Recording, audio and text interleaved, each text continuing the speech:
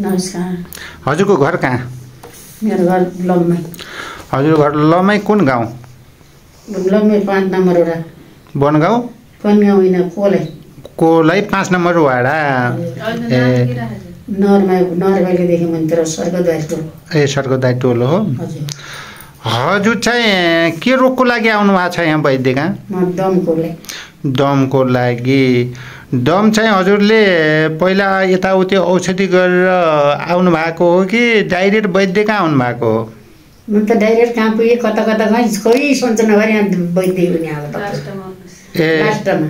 लास्टमा अन्त जता कतै गरेर आउनु भएको हो। इन्डिया नेपालभरि जता कतै कोलपुर नेपालगञ्ज काठमाडौँ जता कतै गयो। अनि हजुरलाई अहिले चाहिँ वैद्यको औषधि खाएपछि राम्रो भएको छ? हजुर धेरै मध्यम भएको छ मलाई। म हिँड्न भित्र गर्नु सक्यो भने दिशा बसेर उठेर आउनु सक्दैन थिएँ। हजुर अब त हिँड्छु भने अस्ति यहाँ बस पारा गएर उहीँ तल उहाँ पनि पुगेँ, तल्लो अस्पताल पनि टराफी ठिक छ। अनि हजुरको यहाँ चाहिँ नि औषधि खान लागेपछि हजुरलाई चल्नु पर्यो, हिँड्न मिल्ने अथवा सास शैलीले फेल्न मिल्ने अथवा खाना मिठो हुने, त्यस पछाडि गएर शरीरमा अलिकति तागत लागेको जस्तो भएको छ। अनि हजुरको पहिला त हजुरले मलाई भन्नुभएको थियो योभन्दा पहिला 10-15 दिन पहिला मैले त चाहिँ मिसिन ल्याएर राखेको छु भनेर भन्नुहुन्थ्यो। कस्तो कस्तो मिसिन हो एकचोटि बताउनुहोस् त। सेराको मिसिन तल माथि गर्ने सुतेर तलमाथि गर्ने मिसिन हो। सेराको मिसिन उब्रिएर सेक्ने त मुनिया कन्नामा तल माथि गर्ने। अनि त्यो सेक्दाखेरि हजुरलाई त्यो सासको रोगलाई चाहिँ त्यसले ठिक गर्यो कि गरेन? गरिन धेरै गरेन नै। तातो अनि फेरि यो म्याट पिन्छ फेरि तातो गर्यो नि, त्यसले पनि केही गरिन। अनि हजुरले त्यो अक्सिजन पनि ल्याउनु भएको हो? हजुर अक्सिजन पनि ल्याइरहेको छु। ए अक्सिजन ल्याउनु अहिले पनि ल्याइराख्नु भएको छ कि अहिले ल्याउनु भएको छ? यहाँ दबाई खाँदेखि ल्याइन, त्यो पछाडि बिरामीलाई ल्याएँ। हजुर त्यहाँ छोडेछु ल्याएको छैन। अनि तपाईँलाई सास बढ्ने, हिँड्न नमिल्ने, अनि त्यस पछाडि घाँटी ख्यार गर्ने, ख्वाक च्याउन पर्यो, लागेको गर्ने, अनि पेट फुलिएको जस्तो यस्तो चाहिँ थियो। अहिले पेट हल्का घट्या जस्तो छ कि छैन?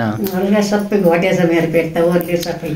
ए मैले हजुरलाई सानो कुरा के राख्न खोजेको भन्दा तपाईँ त अक्सिजन पनि ल्याएको, अक्सिजन पनि घरमा छ, त्यस पछाडि जाने मेसिन पनि छ, थेरापी पनि छ, अनि ठुला ठुला डाक्टर साहेबहरूसँग पनि धेरै ठाउँ चेक गराउनु भयो, धेरै ठाउँ चाहिँ भन्नु पर्यो औषधि गराउनु भयो। मैले त हजुरलाई चाहिँ भन्नु पर्यो चुस्ने औषधि र चाहिँ चूर्ण धुलोहरू दिएको होइन र हजुरलाई। अनि चुस्ने औषधि लिएर तपाईँलाई चाहिँ यो जडीबुटीको धुलो अथवा चूरणले तपाईँलाई यति राम्रो यति फाइदा मिलेको छ। सुन्नुहोस् मैले हजुरलाई औषधि के दिएको थिएँ भन्दाखेरि यो चाहिँ चुस्नको लागि जेठी मधु, त्यस पछाडि जङ्गीहरू, पिपला, माजुपर, वृक्षपट्टी, त्यस चुल्ठे, त्यहाँबाट लिएर मुङ्ग्रेलो, अनि त्यस पछाडि शोधन चाहिँ भन्नु पर्यो अर्को सानो मध्येको हर्रा, यिनी चुसेर हजुरको कफ काट्ने, भित्र घाँटी क्यार गर्ने कम भएको छ? हजुर त्यति ख्यार गर्थ्यो, अब अलिअलि चाहिँ त्यस्तो ख्यार छैन, अलिअलि त्यस्तो ख्यार पहिलाको जस्तो छैन, अहिले चाहिँ धेरै कम भएको छ कि। अनि हजुरको चाहिँ यो लगभग सुत्दाखेरि तपाईँलाई सुत्न नमिल्ने अथवा चाहिँ बस्नुपर्ने अहिलेको अवस्था कस्तो छ? मलाई कस्तो नि पहिले सुत्न डाहा हुने एकदम सिधै। हजुर एकदम यहाँ पेट पोल्ने, कान राम्रो के गर्यो भने डाहा हुने, सुत्न नभन्ने। अहिले त्यो डाहाभरि हराएछ, डाहाभरि हराएर चाहिँ गएको छ। कति त हुन्छ त्यस्तै। अनि पर्ख फेरि 20 माइल छिर्नाले पर्ख नगरौँ सन्चो हुन्छ भनेर पर्ख नगरिन्छ, फेरि अलिक फरक मर्छ। त्यहाँदेखि के को 20 मास गऱ्यो दबाई खाँदेखि पनि धेरै फरक। ए विश्वास भन्दा दबाईले धेरै गरेको छ। ठिकै छ, विश्वास भन्दा पनि हजुरलाई चाहिँ म के भन्छु भन्दाखेरि लगभग हजुर जस्तो यस्तो बुढो चाहिँ भन्नु पर्यो पाएको मान्छे तपाईँ त कति 70 वर्ष कति भन्नुभयो?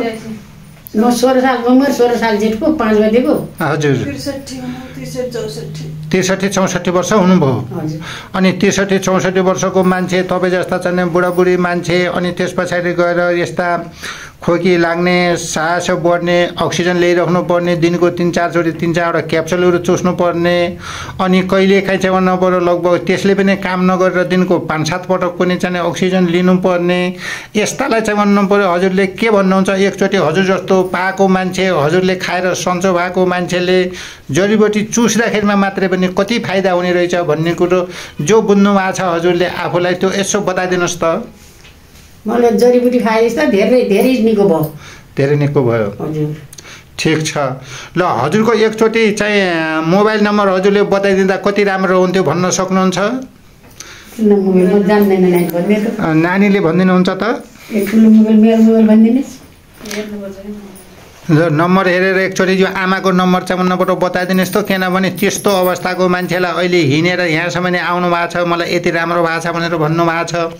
कतिपय चाहिँ मानिसहरूलाई त जडीबुटी चुसेर चूर्ण धुलो खाएर पनि हुन्छ र भन्ने मान्छे हुन्छन् नि। त्यसको लागि आमाले भनिदिएपछि कतिपयलाई जानकारी भएर अलिकति चाहिँ भन्नुपर्यो उहाँहरूलाई पनि यस्तो बिमारीलाई सुविधा मिल्ने थियो, आनन्द मिल्ने थियो। त्यो भएर हजुरको नम्बर राखेपछि कसैले त यस्तो पनि हो र भनेर सोध्छन् नि। त्यसको लागि आमाले फोनबाट मैले खाएर भयो वा भएन भन्ने कुरा भन्नुहुन्छ।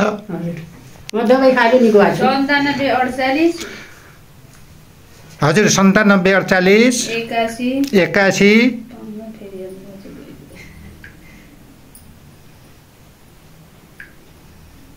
मेरो मोबाइल ल्याएर आफू नि हुन्थ्यो नि हामी।